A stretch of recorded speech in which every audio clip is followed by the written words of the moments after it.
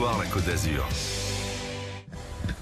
Généralisation des caméras piétons pour les contrôleurs, pouvoir des agents de sûreté de la SNCF étendu, peine d'interdiction de paraître dans les transports publics. Voilà quelques-unes des dispositions de la loi sur la sécurité dans les transports en commun, publiée aujourd'hui au Journal officiel. Bonsoir Jérôme Biot, vous êtes le maire Les Républicains de Grasse. Merci d'être en direct avec nous. Alors qu'est-ce que ça va changer cette loi dans les transports à Grasse ? Bonsoir, mais je crois que c'est une bonne chose et principalement pour nous, ça va nous aider sur la question du transport ferroviaire. On a une gare à Grasse où on a besoin davantage de prérogatives pour les personnes en charge de la sûreté, la SUGE. Et je suis très content du travail que Philippe Tabarot a mené et cette loi qui aboutit enfin après des combats, pour certains des combats politiques. C'est une vraie avancée significative, sécuritaire, dont nous avons besoin. Ça va permettre concrètement aux hommes qui s'occupent de la sûreté du transport d'avoir des prérogatives étendues, c'est-à-dire de pouvoir prendre des bagages qui sont suspects, c'est-à-dire de pouvoir avoir des vidéos sur eux qui permettent, d'enregistrer les différentes difficultés qu'ils peuvent rencontrer. Ça va permettre aussi une meilleure collaboration entre les services de police municipale, police nationale et la sûreté ferroviaire. Donc c'est une vraie avancée et je salue en tout cas ce travail et la loi Tabarot qui arrive, qu'on reçoit avec beaucoup d'enthousiasme. Mais finalement, Jérôme Biot, est-ce que c'est plus un problème de prérogative de ces agents de la SNCF ou finalement un problème d'effectif dans les trains ? Je crois qu'il est important de donner plus de prérogatives aux personnes qui sont chargées de faire respecter la sécurité, l'ordre. Je crois que tout le monde attend ça, les usagers. Pour ma part, les Grassoises et les Grassois sont en demande de ces prérogatives élargies. On a, dès décembre 2022, à Grasse, établi des conventions entre la police municipale et la SUGE qui nous permet d'être plus efficaces, mais il y a besoin d'aller plus loin. Par exemple, je vous donne un exemple clair, des agents de la sûreté urbaine, de la sûreté de la SUGE au niveau des transports, ne peuvent pas aller au dehors des quais de trains contrôler ou relever des difficultés.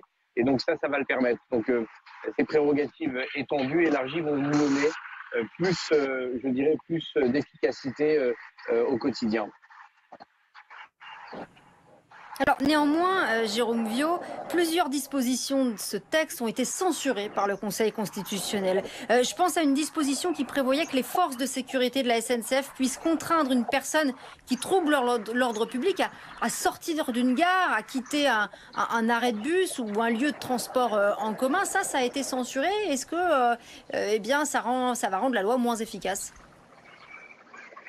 Ça a été censuré, donc il y a eu d'abord un débat politique à l'Assemblée nationale où, certaines personnes, notamment les LFI, ont combattu cette approche.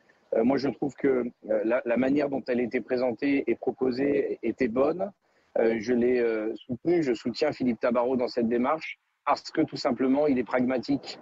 Il se rend compte dans ce qu'il propose dans cette loi du besoin de nos concitoyens, de l'attente des élus, de l'attente des usagers qui veulent de la tranquillité.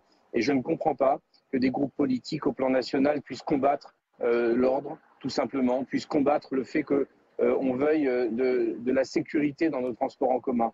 Donc effectivement, il y a eu cette approche par LFI, il y a eu cette démarche avec cette censure au Conseil constitutionnel qui va enlever un certain nombre de sujets, hein, vous l'avez dit, notamment sur le port aussi des pistolets à impulsion électrique, qui était une bonne chose.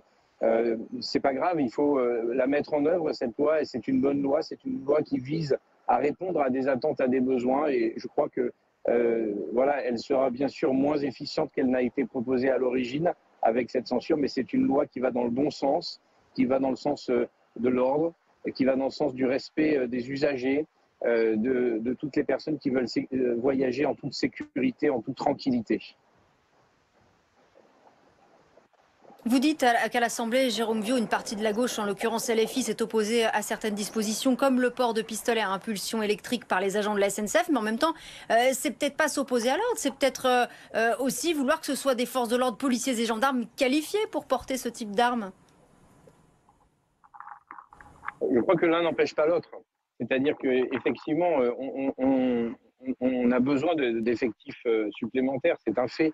Mais on doit aussi donner aux personnes qui sont en charge dans les transports en commun, sur les quais de nos gares, à l'intérieur de nos trains, d'avoir des prérogatives plus larges. Vous savez, les temps ont changé, malheureusement, il y a plus de difficultés. On voit que des bagages laissés à l'abandon perturbent longuement des fonctionnements pour nos transports en commun, avec des arrêts de plusieurs heures. Je crois que c'est être pragmatique que de permettre aussi aux hommes de la SUGE qui font un travail remarquable. Je veux les saluer aujourd'hui et c'est bien de leur donner plus de moyens, plus de prérogatives et plus de latitude dans l'exercice de leur mission. Merci. Merci Jérôme Viau d'avoir répondu à nos questions ce soir sur cette loi Tabarot qui entre en vigueur, qui concerne la sécurité dans les transports en commun. J'ajoute, puisque vous parliez des bagages laissés à l'abandon, qu'une amende forfaitaire de 72 € entre en vigueur avec cette loi.